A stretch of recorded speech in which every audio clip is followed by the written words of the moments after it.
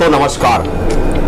धमतरिया के गोट के खास मुलाकात कार्यक्रम में आज हमारे बीच जिला पंचायत सदस्य वन विभाग की सभापति श्रीमती कविता योगेश बाबर जी स्टूडियो पहुंचे हैं। मैं उनका स्वागत करता हूं, अभिनंदन करता हूं। आपका स्वागत है। नमस्कार भाभी, हम चलते हैं सीधे सवालों की ओर।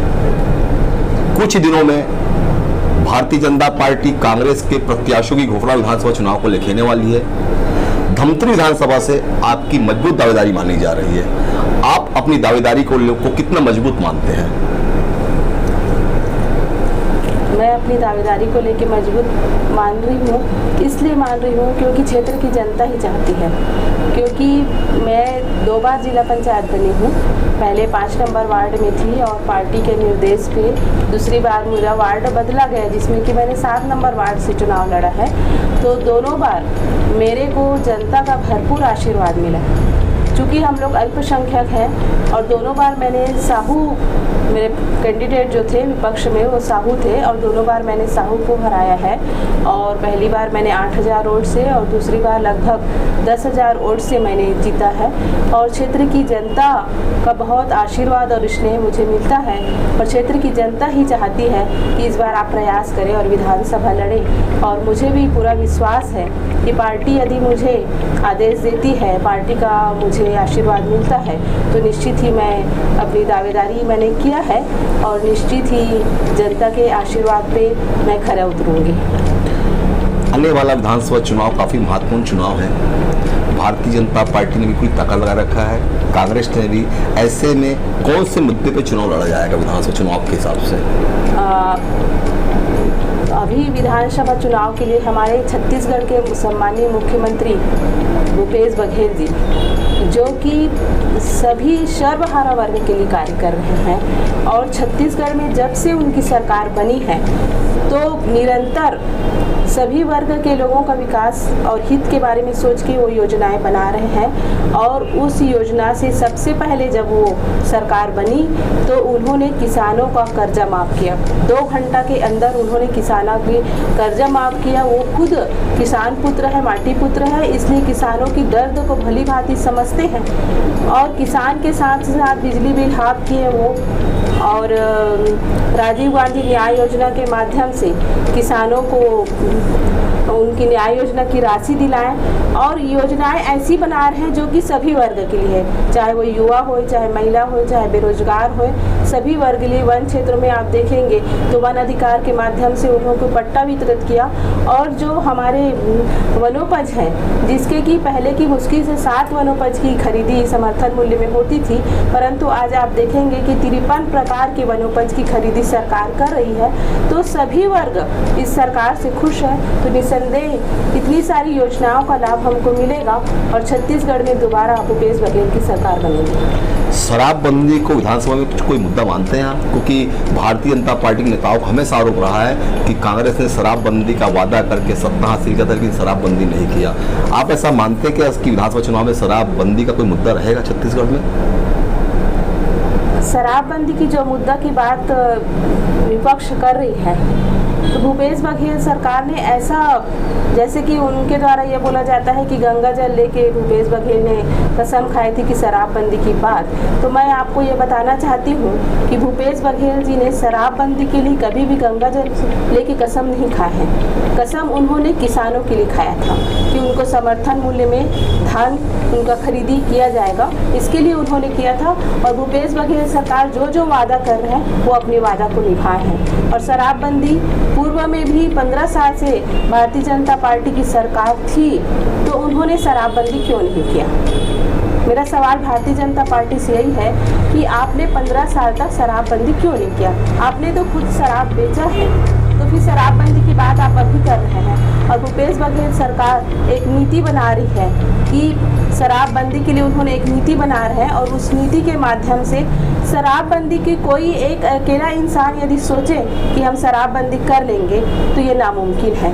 शराबबंदी के लिए पूरे समाज को एकजुट होकर प्रयास करना पड़ेगा, तभी ये संभव हो पाएगा। आपके हिसाब से भारतीय जनता पार्टी नेताओं को शराब में बोलने का अधिकार ही नहीं है आपके हिसाब से? बिल्कुल नहीं है। आपके 10 साल के जिला पंचायत के कार्यकाल में आपकी उपलब्धियां किसको मानते हैं? कौन कौन से आपने ऐसा जो कार्य किया है कि जो लोग आपको विधायक के रूप में देखना चाहते हैं? प्रमुख उपलब्धियां कौन कौन सी है? हाँ, एक्चुअल में क्या है कि अधोसंरचना के निर्माण कार्य तो निरंतर क्षेत्र में होते ही रहते हैं। लोगों की मांग रहती है, सीसी रोड है, सामुदायिक भवन है, इस तरह की मांग होती है। उन मांगों को हम पूरा करते हैं। परंतु मैंने जब से जिला पंचायत में 5 नंबर वार्ड में जब मैंने चुनाव जीता तो सबसे पहले काम वहाँ पे स्टाफ डैम का निर्माण कराए हैं। जो स्टाफ डैम का निर्माण होने से लगभग 200 एकड़ खेत की सिंचाई होगी। ये बहुत बड़ी उपलब्धि है हमारे लिए। दूसरा, मैं जब जिला पंचायत गई तो मैंने वहाँ देखा कि मेरे यहाँ 17 स्टाफ है जिला पंचायत में प्यून लोगों की, और वो प्यून लोग जब हम जाते हैं तो बहुत ही हम लोग के लिए सेवा करते हैं, पर उनका कभी सम्मान नहीं होता था। तो मैं जब जिला पंचायत गई तो मैंने इस बात को सदन में रखा, और 15 अगस्त और 26 जनवरी के मेरे जिला पंचायत में 17 प्यून हैं, उन सभी प्यूनों का मैं सम्मान करती हूँ, और मेरे साथ जितने भी और जनप्रतिनिधि हैं वो सभी सम्मान करते हैं। तो इस सम्मान को पाके प्यून लोग का एक आशीर्वाद और दुआ मुझको मिलती है, और उनका ये कहना है कि आज तक के इतिहास में कभी भी किसी जनप्रतिनिधि ने हमारे बारे में इस तरह का सोचा ही नहीं था। पहली बार है जो आपने हमारा सम्मान कराया है। तो ये उनके चेहरे में एक अजीब खुशी मिलती है, और वो मेरे को बहुत आशीर्वाद और दुआ देते हैं। तो उनके दुआ से मैं अपने क्षेत्र में एक नई ऊर्जा के साथ कार्य कर सकती हूँ। ये मेरी बहुत बड़ी उनका आशीर्वाद और दुआ है मेरे को। और इसके साथ ही साथ हमने खमरिया से डांडे सड़क निर्माण और चौड़ीकरण का कार्य कराया था, और डोमा से लिमतरा सड़क निर्माण और चौड़ीकरण का कार्य हुआ है। और पेयजल के क्षेत्र में भी हमने जहाँ जहाँ बोर खनन का कार्य कराना था वहाँ पे बोर खनन कराया है, शौचालय निर्माण कराया है। तो इस तरह से लोगों की जैसे जैसे मांगे आती गई हैं उसके हिसाब से हमने स्वीकृति दिला के उन मांगों को पूरा किया है क्षेत्र में। अब ये वर्तमान में खरेंगा दोनर जोरातरी मार्ग को लेकर सीएम साहब ने 85 करोड़ रुपए की स्वीकृति की घोषणा की है। उसके बाद से पूरे जिले की राजनीति गर्मा गई है, सब लोग उसका श्रेय लेने के लिए लगे हुए हैं। उसमें आप अपनी कितनी भूमिका मानते हैं सड़क के स्वीकृति दिलाने में? मैं आपको बताना चाहूँगी कि जब मैं 7 नंबर वार्ड में गई तो चूँकि 5 नंबर वार्ड मेरा गृह ग्राम है, परंतु 7 नंबर वार्ड में जब गई तो लोगों के लिए मैं नई प्रत्याशी थी। तो लोग थोड़ा सा, आप समझते हैं इस बात को कि नई प्रत्याशी होने से लोग थोड़ा सा सोचते हैं कि अरे नहीं है करके, परंतु जब मैं वहाँ गई तो लोगों ने मेरे से सिर्फ एक ही मांग रखा।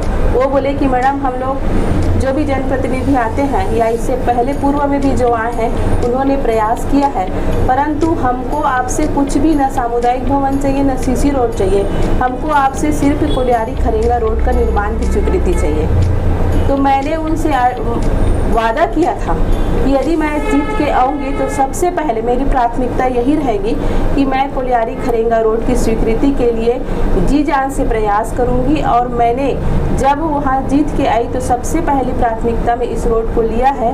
और जब जब मुख्यमंत्री धमतरी आए हैं, कुरुद आए हैं, नगरी आए हैं, तो मैंने हर बात उनको आवेदन दिया है और उनका ध्यान आकृष्ट इस ओर कराया है कि ये सड़कें बहुत जर्जर हैं और बहुत एक्सीडेंट इसमें होते रहता है ऐसे करके। तो वो उनके सीएम हाउस में भी मैं गई थी इस आवेदन को लेके, और वो इस आवेदन को बहुत गंभीरता से लिए उन्होंने।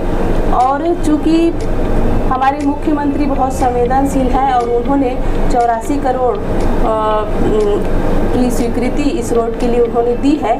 और चूँकि जहाँ तक श्रेय लेने वाली बात है तो पूर्व के जो भी जनप्रतिनिधि थे उन्होंने भी प्रयास किया है। मैं ये नहीं बोलती कि कोई प्रयास नहीं किया, सभी ने प्रयास किया था अपने अपने स्तर पर मायने ये भी रखता है संजय भाई कि प्रयास करना अलग बात है, पर किसके कार्यकाल में स्वीकृति मिली है ये बात भी मायने रखता है। और दूसरा ये बात बोलना चाहती हूँ मैं आपको कि श्रेय यदि कोई लेना चाहता है तो मुझे इसमें कोई आपत्ति नहीं है। सभी प्रयास किए हैं, सभी श्रेय ले सकते हैं, परंतु मैं आपको ये बोलना चाहती हूँ कि जब हम भगवान की आरती करते हैं तो थाल एक होता है और उस थाल को पकड़ने वाले लोग 10 होते हैं, परंतु जो मुख्य जजमान जो होता है ना वो एक ही होता है। तो मैं आपको इस रोड के श्रेय यदि किसी को देना चाहूँगी तो मैं हमारे सम्मानीय मुख्यमंत्री यशस्वी मुख्यमंत्री भूपेश बघेल जी को इसका श्रेय दूंगी, क्षेत्र की जनता को इसका श्रेय दूंगी, जिन्होंने लगातार ध्यान आकृष्ट कराया। और मैं आप मीडिया के हमारे समस्त प्रिंट मीडिया, इलेक्ट्रॉनिक मीडिया के भाई बंधुओं को आपको भी बधाई देना चाहती हूँ कि आप सब ने समय समय पर लोगों का ध्यान आकृष्ट इस ओर कराया है। अपने समाचार माध्यम में इसको प्राथमिकता से आपने स्थान दिया है, तो मैं आप सबको भी बधाई देना चाहती हूँ कि आप सबके द्वारा इसको लगातार उठाया गया है, तभी ये स्वीकृति मिली है। तो आप सब भी बधाई के पात्र हैं। भाभी, आने वाले विधानसभा चुनाव में इस सड़क के निर्माण की घोषणा से क्या कांग्रेस को लाभ मिलते हैं? आपको लगता है कि विधानसभा चुनाव में, क्योंकि क्षेत्रवासियों की बहुत पुरानी मांग है, लेकिन अभी जाके पूरी तो इसका लाभ क्या कांग्रेस को मिलेगा? बिल्कुल निसंदेह मिलेगा कांग्रेस को लाभ, क्योंकि इस बहुत पुरानी और बहुप्रतीक्षित मांग है ये। और आपने देख रहा है कि कितने सारे एक्सीडेंट उस रोड की वजह से हुए हैं। तो लोग तो चाहते हैं कि रोड बने, और स्वीकृति हो चुकी है। चूँकि आचार संहिता बहुत जल्दी लगने वाली है, और हमने उस दिन जिस दिन इसका शिलान्यास हुआ उस दिन कलेक्टर सर से भी इस बारे में बात किए थे, तो वो बताए थे कि वो सर खुद अधिकारी लोग को बोल रहे थे कि आप टेंडर की प्रक्रिया को जल्दी कराइए और जल्दी इस रोड का। हम भी बोले सर को कि भाई बहुत प्रतीक्षित, मतलब इतने दिन से तो प्रतीक्षा के बाद रोड स्वीकृत हुआ है, तो निर्माण में देरी ना हो करके तो जल्द से जल्द स्वीकृति तो मिल गई है, बहुत जल्दी लोगों को इसकी सुविधाएं भी मिलेंगी। भारती भाभी, ये धमतरी का दुर्भाग्य रहा है कि सरकार जिसकी रहती है उसके अपोजिट यहाँ विधायक रहते हैं। धमतरी के लोगों का मानना है कि धमतरी को जो विकास मिलना चाहिए था, धमतरी में engineering college, medical college, transport नगर, गोकुल धाम, वो आज भी मूलभूत सुविधाएं धमतरी वासियों को नहीं मिल पाया है। इसके लिए आप किसको दोषी मानते हैं? दोषी एक्चुअल में क्या है कि हाँ, आपकी इस बात से तो मैं सहमत हूँ कि जहाँ विधायक है तो ऊपर सरकार विपक्ष का रहता है, तो इस वजह से तो कहीं ना कहीं हम पीछे हो जाते हैं। इस चीज़ को मैं मानती हूँ, स्वीकार करती हूँ। परंतु मुझे ऐसा लगता है कि इस बार छत्तीसगढ़ में सम्मानीय भूपेश बघेल की सरकार है, तो निसंदेह इस टाइम धमतरी में भी कांग्रेस की विधायक बनेगी, निश्चित। अगर आपको ये मौका मिलता है तो आप धमतरी वासियों से कौन सा वादा करना चाहते हैं? जैसे आपने बताया कि मैंने जिला पंचायत में जब 7 नंबर से चुनाव लड़ी, विपरीत परिस्थितियों में आपने चुनाव जीता। आपने क्षेत्रवासियों से वादा किया था कि अगर मैं चुनाव जीती तो इस सड़क का निर्माण करना मेरी पहली प्राथमिकता रहेगी। मैं धमतरी के गोट के इस मंच पर आपसे पूछना चाहता हूँ कि आपकी धमतरी की जनता, आपकी पार्टी का विश्वास आप पे रहा, और आप मान लो धमतरी का प्रतिनिधित्व करते हैं, तो आप धमतरी की जनता से ऐसा कौन सा वादा करना चाहते हैं जो धमतरी की जनता के लिए अविस्मरणीय होगा? सबसे पहले तो धमतरी में जो ब्रॉडगेज, जो कि बड़ी रेल लाइन की सुविधा काफ़ी लंबे टाइम से हम सब प्रतीक्षा में हैं, तो उसके लिए तो प्रक्रिया खैर स्टार्ट हो गई है, पर मैं चाहती हूँ कि बहुत जल्द लोगों को वो सुविधाएं मिले, उसके लिए हम प्रयास करेंगे। और दूसरा जो है हाईटेक बस स्टैंड की बहुत ज़्यादा यहाँ पे ज़रूरत है, उसको प्राथमिकता में लूँगी। तीसरी आप देख रहे हैं कि सदर बाज़ार का चौड़ीकरण है, और जो हमारा गोल बाज़ार है वहाँ पे पार्किंग की सुविधा सबसे बड़ी, मतलब मुश्किल यदि हम देखें तो सदर बाज़ार में होती है और गोल बाज़ार में होती है, तो सबसे ज़्यादा तो पार्किंग की अव्यवस्था वहाँ हमको देखने, मतलब मेरा ये कहना है कि धमतरी को यदि विकास चाहिए तो उसके लिए सिस्टमेटिक ढंग से एक प्लानिंग करना होगा, और उस प्लानिंग के तहत हम क्या विकास कर सकते हैं इस पर हम चर्चा करें तो बेहतर होगा। अभी बस्तर के लोग भी धमतरी इलाज कराने आते हैं, आसपास का काफ़ी बड़ा क्षेत्र धमतरी से जुड़ा हुआ है जहाँ के लोग इलाज कर, ऐसे में क्या धमतरी में मेडिकल कॉलेज की सौगात नहीं? धमतरी में हर चीज़ है, जो सबसे बड़ा होता है पानी, हर चीज़ है, उसके बाद भी धमतरी को मेडिकल कॉलेज का सौगात नहीं मिला है। तो कहीं ना कहीं ऐसा मुझे लगता है कि राजनीति आड़े आई है। क्या अगर आप मिलेंगे तो क्या मेडिकल कॉलेज को प्राथमिकता रहेगी? बिल्कुल प्राथमिकता रहेगी हमारा मेडिकल कॉलेज को, इंजीनियरिंग कॉलेज को। मेडिकल कॉलेज का आपको ये बताना चाहूँगी कि जब पूर्व में CM आए थे तो मैंने खुद ने अपने लेटर हेड से उनको मेडिकल कॉलेज की मांग रखी थी उनके सामने, और हमको यदि अवसर मिलता है तो हम निसंदेह मेडिकल कॉलेज के लिए प्रयास करेंगे। उसके साथ ही साथ धमतरी के बच्चों को, हमारे दादाजी स्वर्गीय गोपाल राव जी पवार थे, तो उन्होंने शिक्षा के लिए ऐतिहासिक काम किया था शिक्षा मंत्री होते हुए। और आज यदि पॉलिटेक्निक कॉलेज इतने वर्षों से बने हैं तो उनका एक सपना था कि पॉलिटेक्निक कॉलेज के बाद इंजीनियरिंग कॉलेज का निर्माण कराया जाएगा, परंतु आज पर्यंत तक बहुत दुर्भाग्य की बात है कि आज पर्यंत तक के इंजीनियरिंग कॉलेज यहाँ धमतरी में बच्चों को सुविधाएं नहीं मिल पा रही हैं। तो मेरा पहला प्राथमिकता यही रहेगा कि यदि मेरे को अवसर मिले तो सबसे पहले यहाँ इंजीनियरिंग कॉलेज और मेडिकल कॉलेज को हम प्राथमिकता। भाभी, अभी वर्तमान में भारतीय जनता पार्टी विधायक रंजना डिपेन साहू धमतरी विधायक है। एक विधायक के रूप में उनको आप कैसा मानते हैं, कार्यकाल को आप कैसा मानते हैं? विधायक जो है बिल्कुल निष्क्रिय है। विकास कार्य तो उन्होंने कुछ कराया ही नहीं है अभी तक के। बातें बस जरूर बड़ी बड़ी करती हैं, परंतु विधानसभा में क्वेश्चन लगाना ही सफलता नहीं माना जा सकता।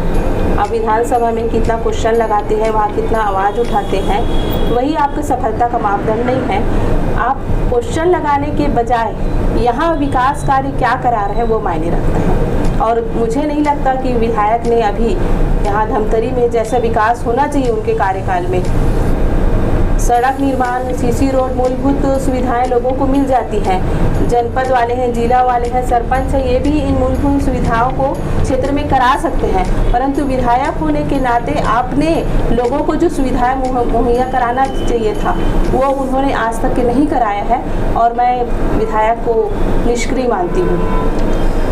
धन्यवाद। धमतरी के कोर्ट के खास मुलाकात कार्यक्रम में हमारे बीच आज श्रीमती कविता योगेश बाबर मौजूद रही।